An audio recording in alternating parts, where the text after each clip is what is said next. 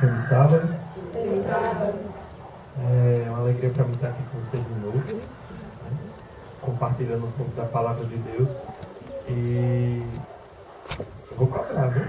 Estou dizendo, não, eu vou cobrar. Ninguém me firma assim, de graça, cadê os royalties desse investimento? Eu trouxe aqui, espero que dê para todo mundo ver, tá dando para enxergar direitinho? Não, está dando para enxergar direitinho. Esses sermões que eu estou levando agora, que está me chamando minha atenção, eu tenho uma curiosidade porque eu falo de um Deus que normalmente a gente não fala nos outros cantos. A gente fala assim, do Deus da Bíblia, né? E às vezes a gente não vê ele de uma forma mais presente, visual na nossa vida. A gente esquece que esse Deus ele está presente na nossa vida, né? E a gente às vezes, como o pastor uma vez falou, às vezes a Bíblia é muito fria. Você lê e tal e não consegue enxergar, como a gente estava falando nas lições de manhã. Quando os judeus viram o tabernáculo, viram as tábuas da lei, viram aquele cerimonial, aquilo chama mais atenção você vendo, né, você tocando, do que você só ouvindo falar. É diferente. E eu queria começar a apresentar um Deus diferente, um Deus mais visual, mais palpável, que a gente fala muito pouco desse Deus, que é o Deus Criador e a sua criação. Né? Muita gente conhece a Bíblia, muita gente conhece alguns assuntos da Bíblia, mas não conhece também os detalhes da criação de Deus. Isso não é bom, porque como é que as pessoas, por exemplo, pessoas que não têm acesso a Jesus ou antes de nascimento de Jesus tinham acesso a conhecer a Deus? A Bíblia fala que Deus se revela através de quê? Da sua natureza, né? Então, se Deus se revela através da sua natureza, ela é muito importante, quer dizer, ela pode conduzir uma pessoa à salvação. E Jesus sempre citava os exemplos, Jesus sempre se baseava no movimento da terra, no movimento da natureza, para ensinar através das suas parábolas, né? Então eu queria apresentar também a vocês esse Deus. Aqui não dá para ver, eu acho que não dá para ver não. Se estiver vendo, vocês têm uma visão muito boa. Jó, capítulo 38, a partir do versículo 4. Jó 38, versículo 4. Eu não vou, né, ficar manuseando, porque já botei para facilitar essa questão. Então, Jó diz o seguinte: onde você estava quando eu lancei os alicerces da terra? Responda-me, se é que você sabe tanto. Quem marcou os limites das suas dimensões? Vai ver que você sabe. E quem estendeu sobre ela a linha de medir? E suas bases, sobre o que foram postas? E quem colocou pedra de esquina, enquanto as estrelas matutinas juntas cantavam e todos os anjos se regozijavam? Quem represou o mar, pondo-lhe por portas, quando ele rompeu do ventre materno? Quando o vesti de nuvens e em densas trevas o envolvi? Quando fixei os seus limites e coloquei portas e barreiras? Quando eu lhe disse, até aqui você pode vir, além deste ponto não. Aqui faço parar suas ondas orgulhosas. Você já deu ordens amanhã ou mostrou a alvorada no seu lugar? Ou mostrou a alvorada no seu lugar? Para que ela apanhasse a terra pelas pontas e sacudisse dela os ímpios? Deus falou com Jó aqui sobre essa criação. Ele perguntou a Jó, onde é que você estava? Não é que Jó estava naquela fase ali, sofrendo, perdendo tudo, e muitos questionamentos, e as pessoas questionando a Jó. E Deus agora aparece a Jó. E por isso que eu chamo a atenção dos irmãos de conhecer a criação. Deus chama a atenção de Jó através de quê? Da sua criação, do seu poder. Ele podia ter falado como Jesus de amor, né? De outras coisas, mas Deus agora se apresenta a Jó como o Criador, aquele que fez todas as coisas. E o interessante é que só nesse pequeno trecho aqui, ele faz tantos questionamentos. Então imagina aqui que ninguém fez pelo menos um desses questionamentos. Alguém já parou para pensar por que a onda para naquele lugar? Por que ela não avança? Não é? Por que a onda não avança? E Deus diz assim, quem controla é quem? É você? Quem controla? Ele. Você começou a imaginar agora. Começa a imaginar agora. Você já parou a pensar. Você olha o céu azul. Essa cor azul. Você sabe por que é azul? Ou pior ainda. De noite, quando você olha o espaço. Você vê vários pontos. Não é verdade? Que são o quê? Estrelas e planetas. Né? Mas você vê o quê? Bem pequenininho. Mas é pequenininho, mas na verdade o tamanho deles é o quê? Imenso. Né? Muitos desses planetas você pode, assim, são bilhões de vezes maior do que esse planeta, nosso planeta. Um daqueles pontos ali é bilhões de vezes maior do que o nosso planeta. Um daqueles pontos. Agora eu vou complicar mais a história. E essa coisa negra que envolve todos esses pontinhos, não é a maior parte do universo não é preto, não é escuro, a gente vê preto, né? Você sabe o que é isso? Alguém já parou para pensar, por que isso é preto? Você já parou para pensar o que é aquilo? O que é? Se é como areia que você pega? Como é essa coisa preta que é imensa, né? Porque assim, esse céu azul que a gente vê, ele é a atmosfera do nosso planeta, desse planetinha pequenininho. Mas aquela coisa preta que está no universo todinho, todo o universo, é o que aquilo? Como é que aquilo existe? Vamos complicar mais? Vamos complicar mais? Você sabe que a energia elétrica, né? A energia elétrica, ela vai de um canto para outro através de quê? De condução. Quer dizer, um elemento vai encostando no outro e conduzindo a energia. Né? Ela vai se conduzindo assim. A luz que a gente vê, ela sai daquele elemento e vem até o seu olho se conduzindo através de partículas que você não enxerga, mas tem partículas que ela vai conduzindo de um ao outro. O calor que você sente, é do mesmo jeito. Ele vem de um lugar e vai se conduzindo através de partículas que você não enxerga, mas vai sendo conduzido, né? Vai se propagando. Aí eu pergunto a vocês agora, você está enxergando luz lá do espaço? Você está sentindo calor? E para quem tem equipamento, você vê ondas de rádio, você vê ondas de raio-x que vem do espaço para a Terra. Tem vários tipos de ondas que estão vindo. Se essas coisas têm que se propagar através de uma coisa, que coisa é essa que você só vê o preto? Então, essa coisa preta é alguma coisa. Não é verdade? Se está propagando calor, energia, som e etc., é porque ela é alguma coisa. Não é só preto, não é nada. Não. Tá complicado? Ei, martelou agora, né? Eu nunca parei para apreciar a criação do meu Deus. Que Deus é esse? Sabe o que foi que os cientistas essas semanas publicaram recentemente? Eu gosto de acompanhar sempre essas coisas. Eles publicaram que o universo não era para existir. De tanto estudar, eles chegaram à conclusão: o universo não era para existir. Já pensou? Por quê? Por que eles chegaram a essa conclusão? Aquela teoria, todo mundo já ouviu falar da teoria do Big Bang, né? A teoria do Big Bang é que a ciência diz que como surgiu o universo, uma explosão no universo. Explodiu uma grande massa de energia, nessa explosão fez criar todos os planetas, as estrelas, etc. Fisicamente isso é possível, mas nunca comprovado, né? Teoricamente isso é possível.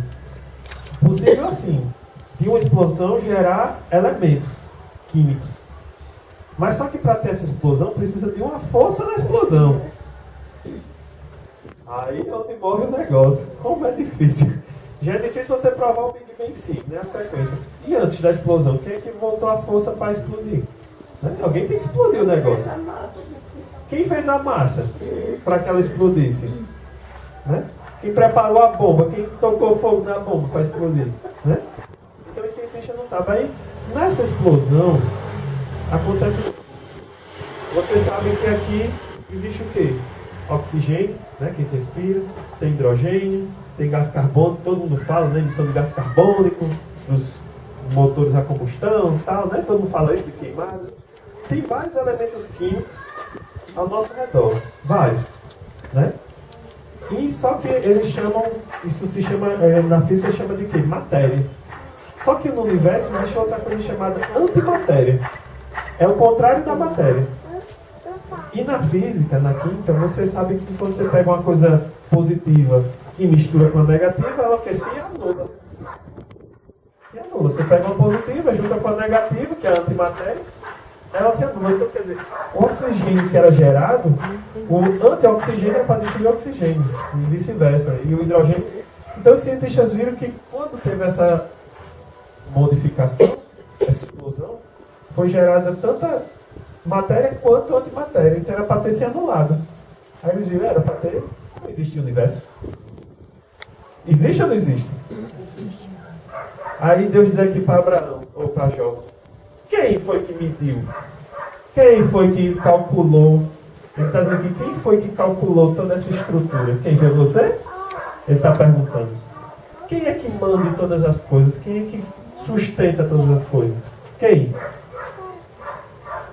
Eu sou Deus. E às vezes a gente fica se perguntando, se questionando, duvidando, né? Hoje, vamos falar assim, política, todo mundo preocupado com as políticas.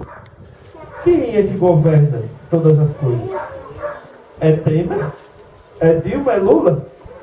É quem? Deus que mantém todas as coisas. A vida de Jó, que ele queria dizer, quem é que mantém sua vida? O que está acontecendo com você? É porque você quer? É porque você não quer? É porque você pecou? Porque você não pecou? Quem mantém todas as coisas? Ele estava mostrando a Jó e começando no grande, viu? Ele estava começando em cima.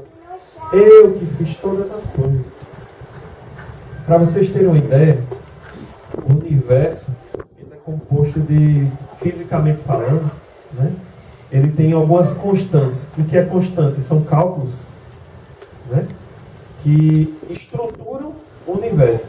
Por exemplo, para você fazer esse telhado aqui, aí um engenheiro, ele calcula qual é a força que esse cimento tem que ter para que esse ferro segure, para que ele não envergue, para que ele não mude. Então existem constantes, que são cálculos, para que as coisas funcionem do jeito que funcionam. E no universo existe mais de 26 constantes que a física até hoje conhece. Só que essas constantes, para vocês terem uma ideia, imagine o número 1, e imagine aí depois do 1 a vírgula, imagine 120 zeros depois da vírgula. Essas constantes elas são ajustadas nesse nível. Se mudar um desses 120 zeros, ou qualquer número que seja dessas constantes, qualquer último que seja número, o universo, de qualquer uma das 26, se qualquer número dessa constante, desse cálculo que mantém o universo for alterado, o universo deixa de existir. Quem foi que calculou isso? Qual foi o físico, o químico que calculou isso? O matemático que calculou isso?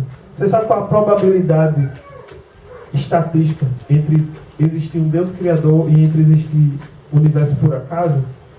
Você pega esses zeros aí, você multiplica isso, pode botar 1 bilhão de zeros, ou 1 trilhão, mais de 1 trilhão de zeros depois da vírgula.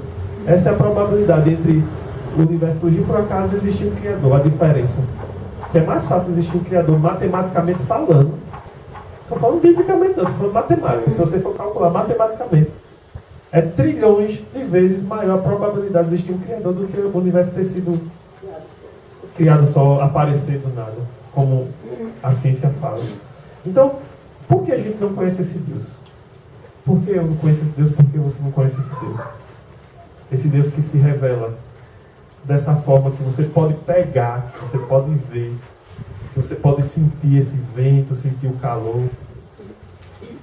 A Terra, se a Terra tivesse 1 centímetro mais próximo do Sol, 1 centímetro a gente congelava. Se a Terra tivesse 1 centímetro afastada do Sol, a gente morria de calor. A Terra está no exato lugar que ela precisa estar. E todos os planetas que estão à volta da Terra também estão no exato lugar onde eles precisam estar. Sim, aqui, né, mãe? Cadê o bichinho? Ah, eu levei aqui também. Ligou não. Olha. Vê se já está carregado.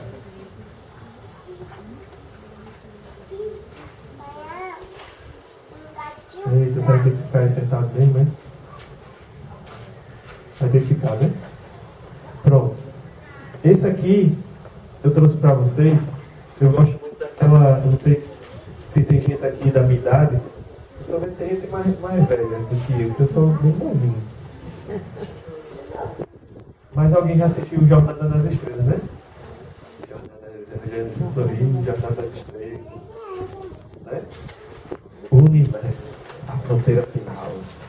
Aquela frase que começa falando do universo. Essa aqui é a nebulosa de Órion.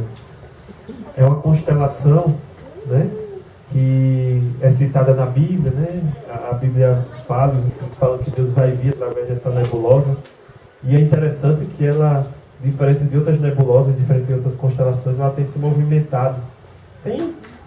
Normalmente é muito estático isso, mas só que essa em especial, ela tem se movimentado mais do que as outras. Nos últimos anos ela tem trazido assim, muito interesse dos cientistas e dos astrônomos, porque ela tem mudado. E tem uma forma interessante de se expandir. Né? Interessante, né? Os cientistas estão estudando, a gente já sabe que Deus vai vir através dela. E os cientistas estão achando interessante porque ela está se expandindo mais do que as outras, num ritmo diferente. Essa nebulosa tem uma estrela chamada Betelgeuse. Essa estrela, Betelgeuse, a estrela, ela é bilhões de vezes maior do que o Sol, o nosso Sol. Aí você imagina, uma dessas estrelinhas aqui, ela é bilhões de vezes maior do que o Sol. E esse é nosso universo. Pode passar, irmão. Eu trouxe aqui para vocês ficarem imaginando. Olha as formas. A nebulosa de borboleta. O nome já dá para entender, né? Isso aqui é uma imagem de satélite real. É desse jeito no espaço. Isso tem como fazer por acaso um negócio desse? Tem como fazer uma coisa dessa de forma... Imagina o tamanho. Agora imagina, não é uma asa de uma borboleta pequena, não. Isso aqui é no espaço. Bilhões de vezes, trilhões de vezes maior do que o nosso planeta. E se forma desse jeito. Lindo. Cores azul, vermelho, laranja. Tudo colorido. Pode passar, irmão. As coisas encobertas pertencem ao Senhor, ao nosso Deus, mas as reveladas pertencem a nós e nossos filhos para sempre, para que sigamos todas as palavras desta lei. Né? Deuteronômio 29 e o livro Patriarcas e Profetas aqui, precisamente como Deus realizou a obra da criação, jamais ele revelou ao homem. A ciência humana não pode descobrir os segredos do Altíssimo. Seu poder criador é tão incompreensível quanto a sua existência. A gente tem capacidade não, os cientistas estão estudando. Você sabe qual a utilidade da astronomia? Eu assisti um documentário e um professor lá dizendo, você sabe qual a utilidade da astronomia? De ficar lançando foguetes no espaço. Você sabe qual a utilidade disso? Nada. Né? É igual futebol, não serve para nada. Não salva uma vida, não dá comida a ninguém, nada. Mas é uma coisa, é um investimento, você sabe, né? É o tempo todo lançando foguete, são centros espaciais, são telescópios que estão apontados para o universo todinho. Você já viu imagem de telescópios desses que são estudados no universo? Essa igreja aqui é um espaço de um telescópio, e às vezes tem campos assim, centenas de telescópios, aí tudo ali apontando para o universo, olhando o universo. Para quê? Um cara de gente passando fome na Terra não dá um prato de comida, um telescópio desse, e o dinheiro que é investido ali, né? Mas isso aqui, pode passar, irmão. Isso aqui, galáxia de Andrômeda, fascina você. Só que para ele não é Deus, né? Para a gente enxerga Deus, a gente não tem como não enxergar Deus através dessas coisas. Então eles ficam estudando, vendo e se deleitando. Imagine se eles colocassem Deus nessa equação, como eles iam ser mais felizes, né? De começar a enxergar Deus nessa equação como a gente enxerga. Pode passar. Nebulosa de Helix. Isso aqui é porque eu tentei pegar uma imagem legal, mas isso aqui é azul. Não sei se vocês estão vendo. É azul, é igual um olho. Laranja, amarelo, laranja. É o formato aqui de um olho no espaço. É linda essa constelação. Linda. Não, buraco negro é um fenômeno. É um fenômeno físico. Quando explodem ou eles se juntam, os planetas ou estrelas aí formam aquele vácuo no espaço, é chamado de buraco negro. É um fenômeno. E teve essa semana não. Eles começaram a divulgar, foi no final do ano passado, que teve uma explosão que causou um buraco negro e nunca tinha sido registrado. E foi assim um tumulto entre os cientistas, porque nunca tinha sido registrado, nunca tinha sido feito, visto. Na verdade, não é visto visualmente. Esses equipamentos, esses telescópios, eles captam a radiação que eles emitem. Então, através da radiação, como ela tem cores, aí vai formando o desenho da situação. Né? E tanto é que a ciência assim, do espaço funciona dessa forma. Ele enxerga o planeta, sabe? Esse planeta é composto de quê? De hidrogênio. Como é que sabe que é de hidrogênio? Porque o hidrogênio tem uma cor. O raio que ele emite, né, tem uma cor. Então ele sabe que é hidrogênio, que é oxigênio, sabe qual é o composto químico. Cada composto químico, cada elemento químico tem uma cor no espectro. Né? Pode passar aqui. Aí vem um camarada, muitos já ouviram falar desse camarada, um grande filósofo dos nossos tempos, Nietzsche. Esse camarada aqui foi um filósofo que ele inspirou muita gente importante. Hitler, Stalin. É um cara assim, fora de série, né? Só ditador, só matador. Por quê? Porque as ideias dele é tirar Deus da equação. Né? Nietzsche ele diz o seguinte, um dos textos: há metafísica bastante em não pensar em nada. Ele diz assim que a ideia dele é o quê? Para que você ficar pensando nas coisas? Para que você ficar pensando em existência? Para que pensar nisso, como foi feito, de onde veio? Não tem necessidade dessas coisas não, né? É o pensamento dele. O mistério das coisas, sei lá o que é mistério. O único mistério é ver que pense no mistério. Metafísica? O que é metafísica? Tem aquelas árvores, né? Para que pensar como essa árvore funciona? Para que pensar na natureza? Né? É isso que ele está dizendo. Para que vocês ficam pensando nessas coisas? Né? A melhor coisa é a ignorância, né? Por isso que a maioria das sociedades são controladas pela política. Né?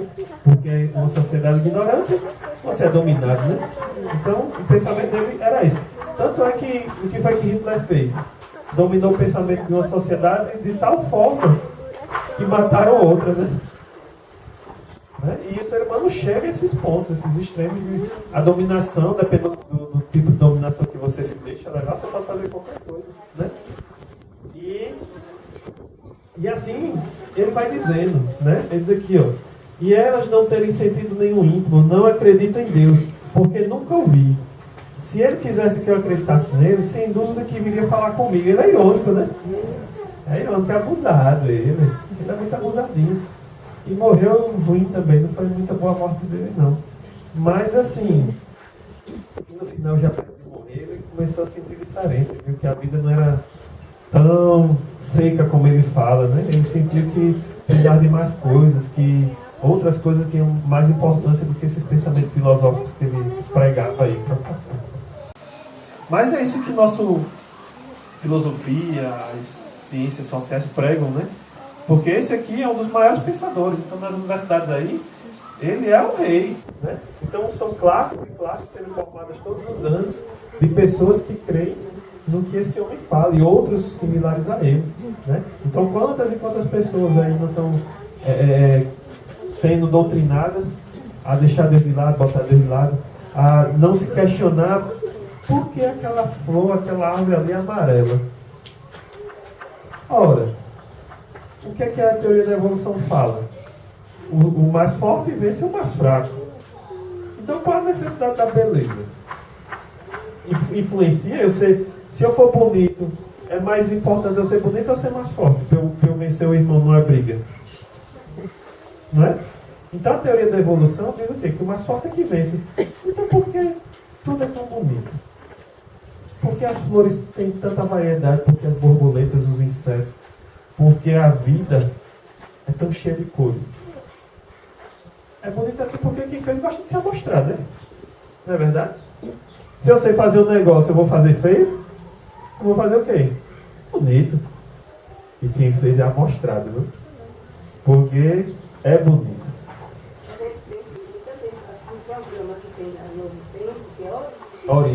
Assisti todinho. Assisti, já comecei a assistir de novo. Então, mistério. Já pode passar, irmão. Por que pensar nisso? Alguém sabe? Cadê os meninos? Cadê os meninos? Alguém sabe? Olha, como é que isso funciona? Fotossíntese. Alguém já ouviu falar em fotossíntese? Diga aí. Esse é estudioso, levantou a mão. Pode dizer que não tem pergunta errada, a resposta errada não. A fotossíntese é o processo que as plantas, todas as plantas, tanto aqui quanto as do mar, que no mar tem planta, né? Um bocado de algas, né? Tem plantas. Então todas as plantas realizam esse processo. Que processo é esse? Ela pega a luz do sol, eu vou falar de forma simples, pega a luz do sol, faz um processo dentro dela, ela se alimenta. Aí quando ela se alimenta, sabe o que é que acontece? Eu vou fazer uma coisa assim, ela solta um pulzinho. Esse pulzinho é o quê? Oxigênio, é o que a gente respira. Então o resto do alimento da planta é oxigênio que a gente precisa para quê? Para respirar. Já pensou? E a gente tem isso aí, ó. Olha o vento. Olha o vento. O tempo todo. Aqui. Aí você pode pegar nisso. Esse é o Deus. Eu posso pegar nas coisas que meu Deus faz. Eu posso interagir com Ele. Né? Não é só assim, eu leio, satisfaço meu coração e minha mente através da leitura da Bíblia. E isso aqui em volta satisfaz meus sentidos, meu ouvido com as ondas do mar. Quem não fica tranquilo ouvindo as ondas do mar? Para que faz aquele barulho? Podia não ter nenhum barulho. Né? Aquele barulho, relaxando. Né? Esse vento aí você arruma uma rede. Não vão dormir agora não. Só pense. Né? Quem mantém todas essas coisas? E começa aqui, ó. Pega água, ela pega água, pega a luz do sol. Aqui dentro dela, ela faz um processo químico e libera lá o oxigênio para a gente respirar. Todas as coisas no universo e no nosso planeta contribuem para quem? Para a nossa vida. Para a nossa vida. Nós temos um Deus que se preocupa com a produção química da folha da árvore. Da folha, que isso aqui, cada folha de cada planta faz isso aqui. Cada folha. Fica soltando oxigênio o tempo todo para você respirar. Já pensou a preocupação de Deus que cada folha produz oxigênio para você respirar? Pode passar, irmão. Aqui são os detalhezinhos, só para a gente ver como é pequeno esse processo. Tem umas células aqui bem pequenininhas. Pode passar, irmão. Que é bem pequenininha mesmo. Isso aqui é como se fosse a folha. Vamos dizer que isso aqui é uma folha cortada, um pedacinho de uma folha. Isso aqui é no meio dela. Você não consegue nem enxergar, né? O meio de uma folha é como se fosse o meio da folha. Isso aqui, ó, é como se fosse um pontinho desse, ó, de dentro do meio da folha. E cada pontinho desse tem esses compostos aqui todinho dentro. Aí dentro é que produz oxigênio. Já pensou? O tamanho tão pequeno e Deus ali está controlando o quê? Tudo. De cada folha. De todo o planeta. Para quê? Para que você viva. Que Deus é esse? Isso aqui Deus estava perguntando a Jó. Você está preocupado? Amigo, eu faço cada molécula dessa funcionar para você. Eu mantenho todo esse universo funcionando. Toda essa vida eu que sustento. Pode passar, irmão. Alguém sabe o que é isso aí? Alguém sabe? Não. Quase. Parecido. O formato é parecido. Hã? Esse é um flagelo bacteriano. Quer dizer, é uma bactéria, né? O flagelo é esse rabinho aqui que ele tem. No nosso corpo, existem trilhões de bactérias. Trilhões de bactérias. Umas vocês sabem que são boas, né? Não causam doença. Outras, aquelas que servem na digestão, né? Você consome, né? Tem aqueles Danone com bactérias, né? Para ajudar a digestão e tal. Então tem trilhões de bactérias no nosso organismo. Trilhões de bactérias. E imagina como a bicha é pequenininha, viu? Pequena. Para ter trilhões tem que ser muito pequena, né? E essa bactériazinha, esse organismozinho aí, pode passar. A estrutura dele é mais ou menos essa, certo?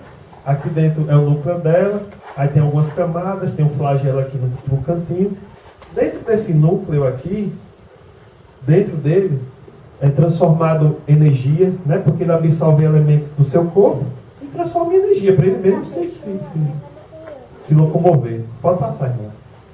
Para você ter uma ideia, esse rabichinho aqui, esse rabinho, é a nadadeira dela. É como ela se locomove. É o meio de locomoção dela. Todo mundo sabe dirigir aqui, já dirigiu, já viu o carro funcionando. No carro você vê que o motor está rodando, né? E lá no mostrador tem um contagiro que mostra que as rotações do motor. Se você pega um carro desse, quando você está lá em 120, o mostrador está dizendo que você está em mais ou menos umas 3.000 rotações por minuto. O motor está rodando em 1 minuto, ele dá 3.000 giros, certo? O contador, você está a 120 km por hora. Num carro rápido, esses carros de Fórmula 1, eles chegam com giro de 7.000 mais ou menos, 8.000 rotações por minuto. Esse bichinho aqui, ele passa dos 10.000. A rotação dele. Ele passa das 10.000 rotações por minuto. Ele passa. E tem outro negócio.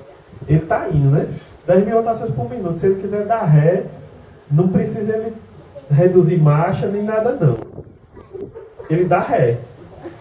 Já pensou você fazer isso no carro? Você está no carro a 400 km por hora, eu vou dar ré. É assim que faz? Não, mas isso faz. Isso faz. Trilhões disso no seu corpo. Faz. Quem é que constrói uma máquina dessa? Que não precisa de gasolina? Precisa de gasolina, não precisa de gasolina, nem de álcool, nem de etanol, nem de gás. E uma delas mata você. Quem é que faz essa engenharia todinha aqui? Quem? Quem é que controla cada uma dessas dentro do seu corpo? Porque se você trazer dentro do seu corpo, botar numa plaquinha, ela vive? Não, ela morre. Quem é que dá a vida?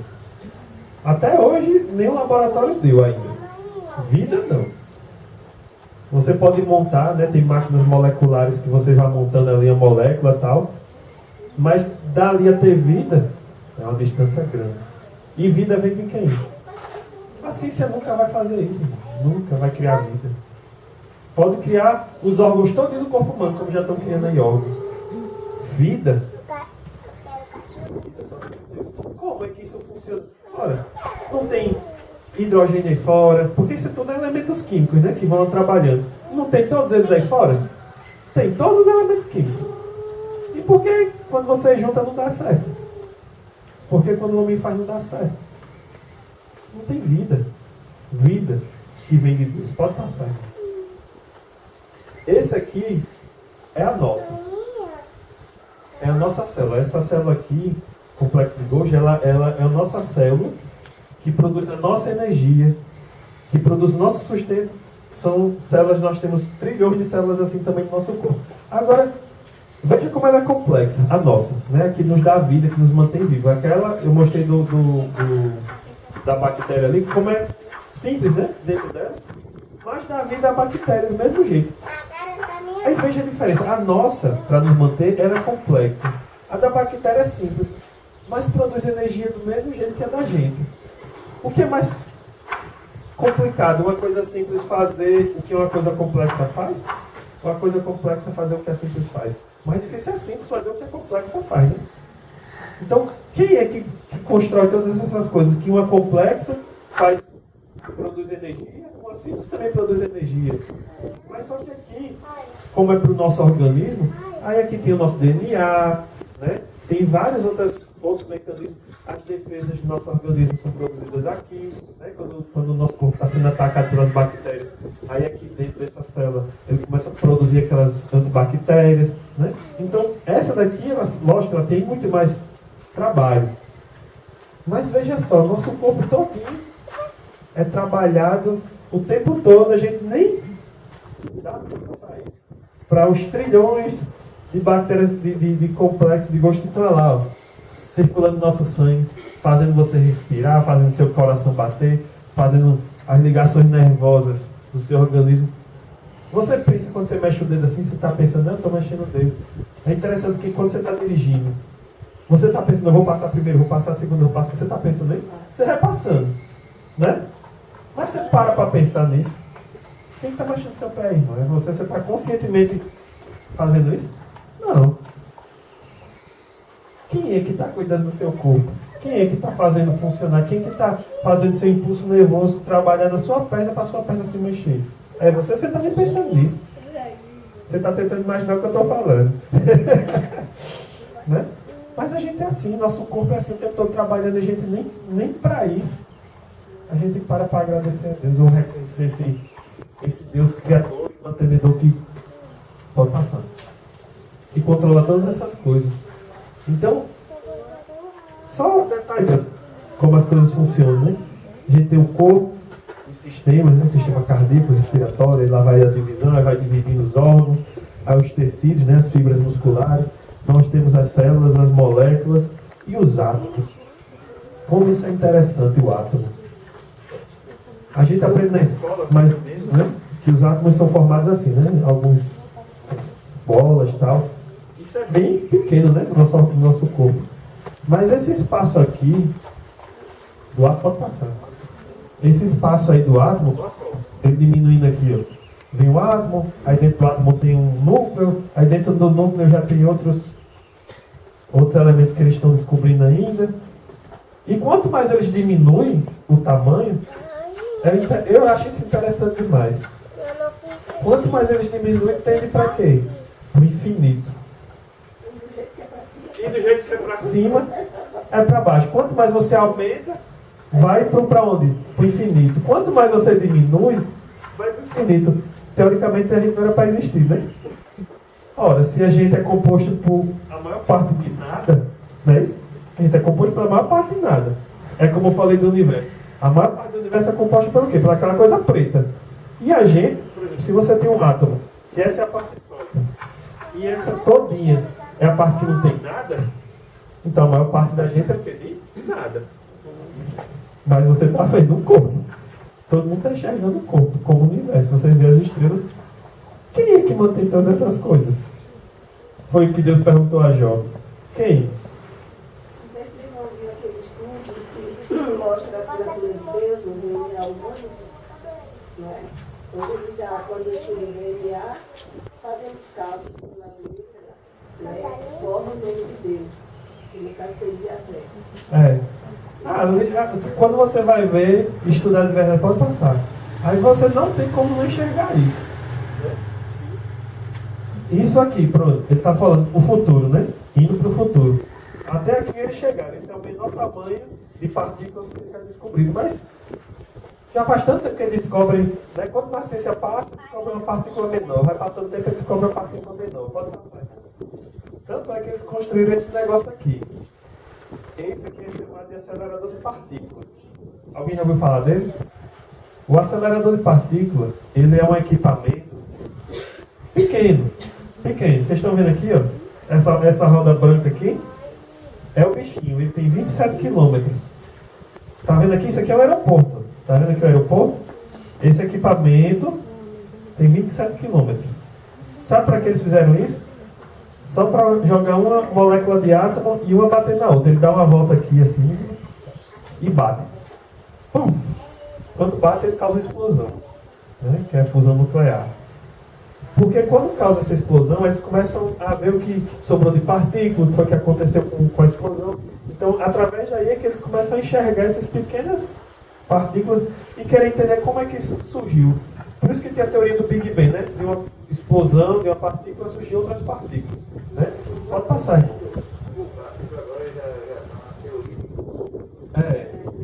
A teoria de causa é interessantíssima. Eu vou falar um pouco já também. Tá vendo aqui, ó? O sujeito aqui, ó. Tá vendo o sujeito aqui? Isso aqui é um homem aqui, ó. Meu dedinho aqui, ó. Isso aqui é um homem dentro do reator. Do reator de partículas. Já pensou? Olha o tamanho do troço. Tem 27 quilômetros. Aqui está o homem aqui, ó. Um funcionário aqui trabalhando, cientista.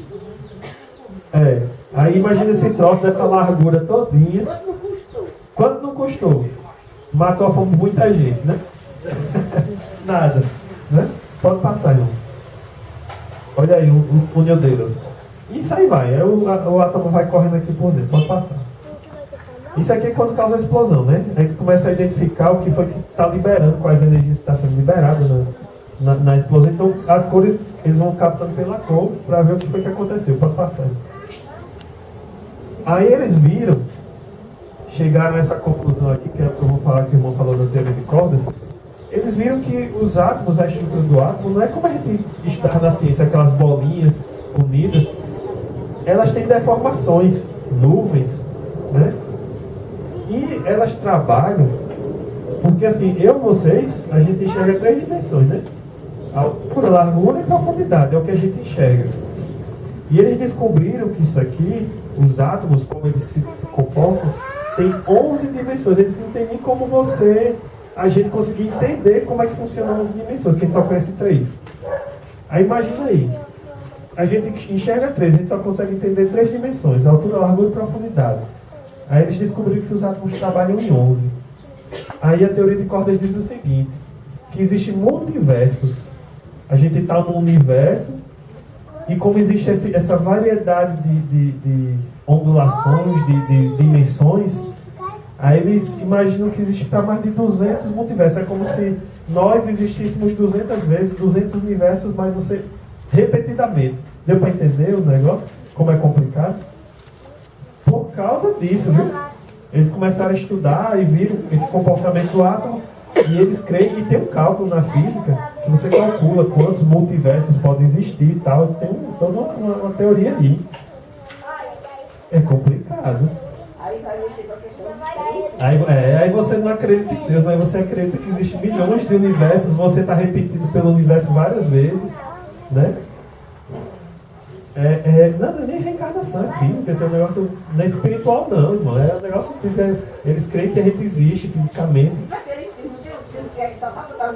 É desse jeito do filme.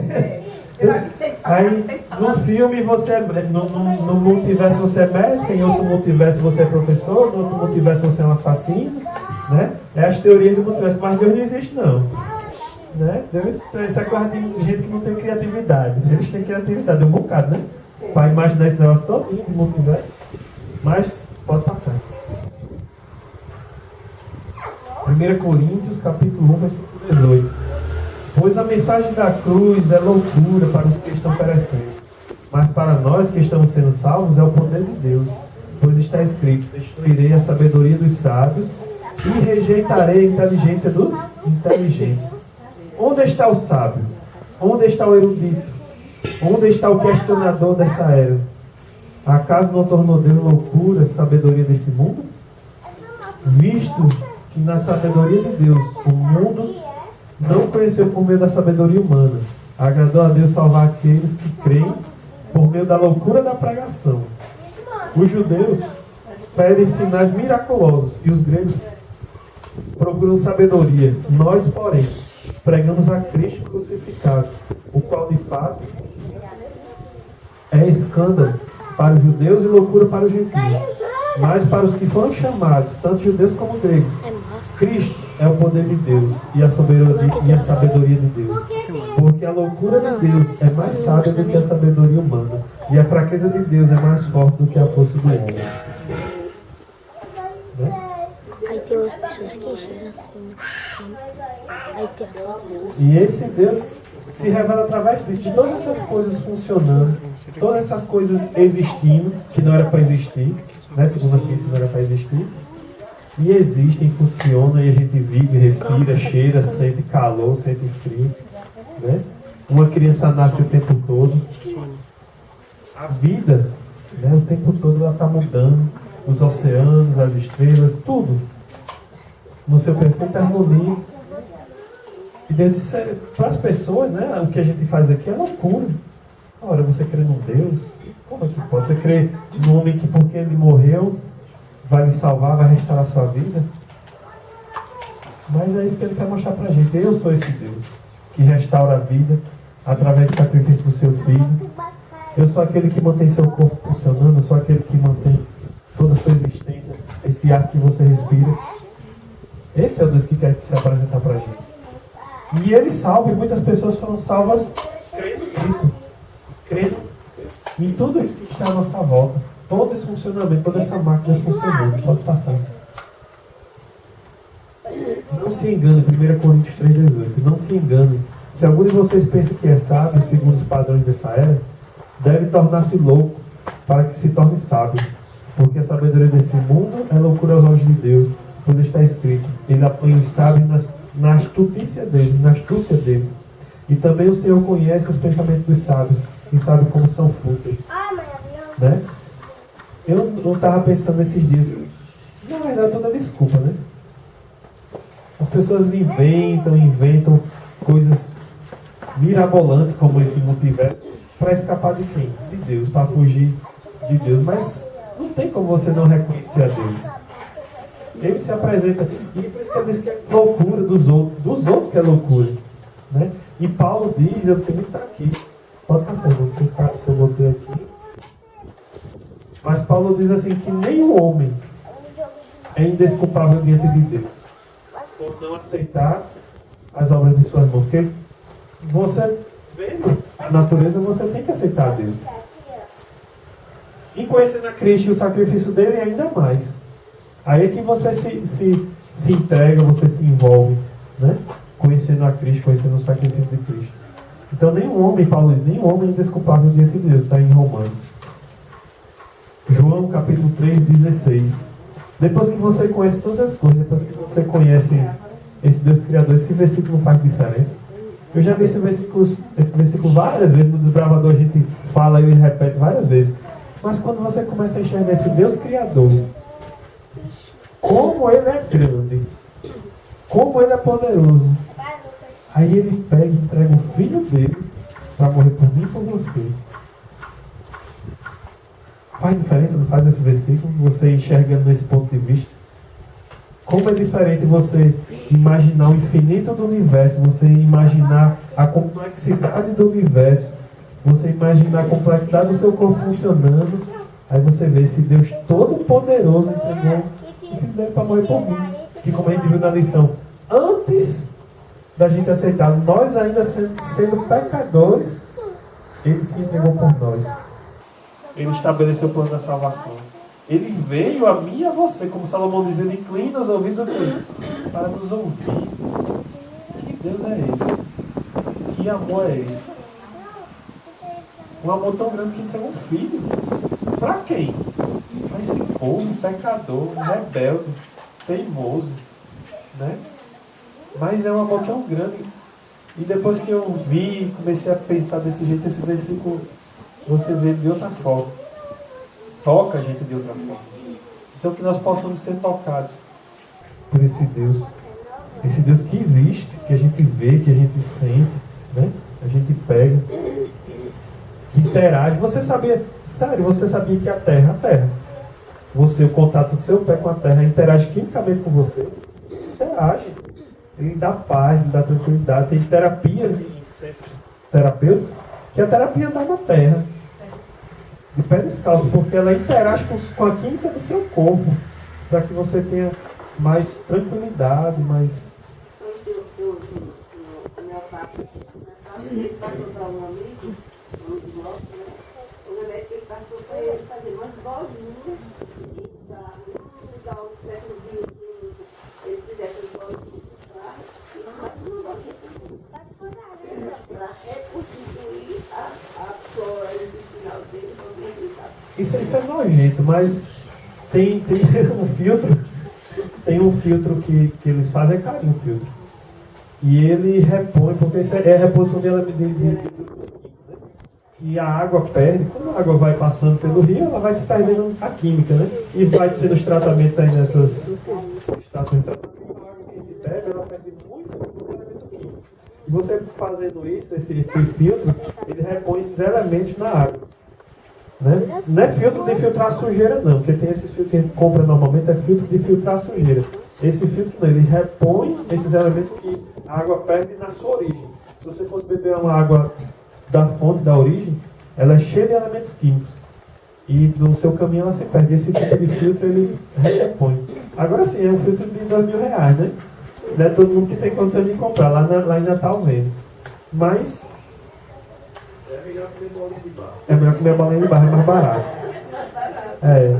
Aí, mas é isso, irmão. Esse Deus que na terra, essa terra que reaviva, né? Que restaura, que cura o nosso corpo, que nós fazemos parte dela.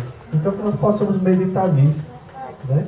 Que possamos lembrar, visualizar, quando você estiver como Jó, nas situações difíceis, olhe à sua volta e reconheça o poder do Deus que você tem. Ora, o que é uma fornalha para Deus? É mais difícil. É difícil para Deus apagar a fornalha, deixar você sem se queimar dentro da fornalha, como ele fez com os meninos lá, os amigos de Daniel? Para Deus não é problema não. O problema não é a fornalha não, mano. O problema é eu tomar a decisão de ficar do lado dele. Esse é o difícil. Então que nós possamos tomar a decisão correta de ficar do lado de Deus e não se preocupe não. Que se ele mantém o universo, o resto é resto. Né? O resto, como ele mostrou para Jó, eu crio todas as coisas na sua vida, não se preocupe, deixe em minha mão que você vai ter a vitória. Em nome de Cristo Jesus. Amém. Vamos cantar um hino que eu não lembro. O número é 200 e... Eu sou péssimo desse negócio. Quando eu vou pregar, a irmã Lucimar disse, cadê o hino, menino? Eu disse, eu não sei. Eu esqueci de procurar. Aí a Mauri chegou, cadê o hino? Eu disse, eu não sei, eu vou procurar. Quando eu achar... Aí às vezes eu anoto, às vezes eu não anoto. 249.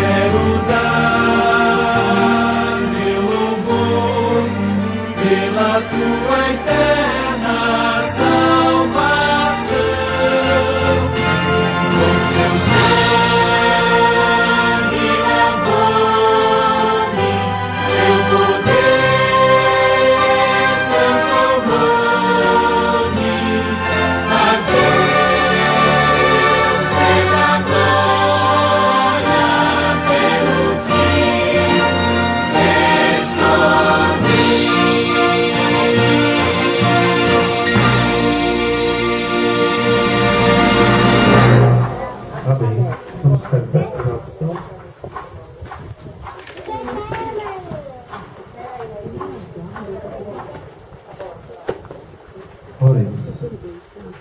Santo, santo, grandioso Deus, Senhor que é eterno, Senhor que reina, Senhor que salva, Senhor que restaura, que transforma, Senhor que mantém todo o universo, que mantém toda a vida no nosso planeta, Senhor que controla todas as coisas que pertencem, todas as coisas são tuas, Senhor.